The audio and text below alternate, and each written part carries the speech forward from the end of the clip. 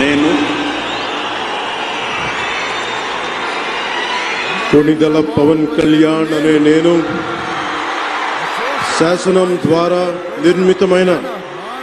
భారత రాజ్యాంగం పట్ల నిజమైన విశ్వాసం విధేయత చూపుతానని, భారతదేశ సార్వభౌమాధికారాన్ని సమగ్రతని కాపాడుతానని ఆంధ్రప్రదేశ్ రాష్ట్ర మంత్రిగా నా కర్తవ్యాలను శ్రద్ధతో అంతఃకరణ శుద్ధితో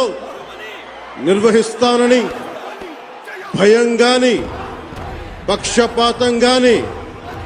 రాగద్వేషాలు గాని లేకుండా రాజ్యాంగాన్ని శాసనాలని అనుసరించి ప్రజలందరికీ న్యాయం చేకూరుస్తానని దైవ సాక్షి